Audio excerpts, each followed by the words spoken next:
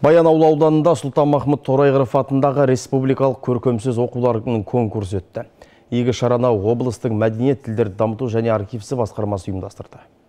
Қазақ поэзиясына күн болып туған жыр сұлтаны Сұлтанмахмұттың атындағы сайысқа қатысушылар ақынның кіндік қаны тамған жері Баянауылға жиналды. Осымен екінші рет ұйымдастырылып отырған дәстүрлі байқауда еліміздің түкпір-түкпірінен келген 12 үміткер 3 кезең бойынша бақ сынасты. 18 бен 25 жас аралығындағы жастар ат салысқан додаға Нұрила Нығметова Атырау қаласынан келді. Ағылшын тілінің маманы Сұлтанмахмұт туындыларын бала кезінен сүйіп оқитын көрінеді. Бүгінде 15 шығармасын жатқа біледі.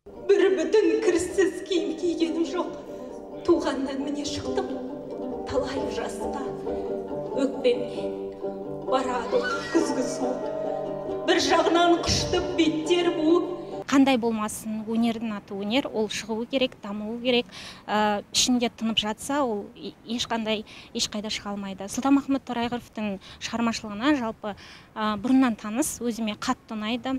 Дін деген өлеңі бар. Қай өлеңде ол кісі өте діншіл адам ғой. Шараның мақсаты жаңағы ақынымыздың шығармашылығын насихаттай отырып, тілімізді, мәдениетімізді, салт дәстүрімізді дәріптеу, тәрбие беру мақсатында ұйымдастырылып отыр. Бас жүлде, бірінші, екінші, үшінші орын, және де ынталандыру сыйлықтары, сонымен қатар жаңа көрермендер көзайымы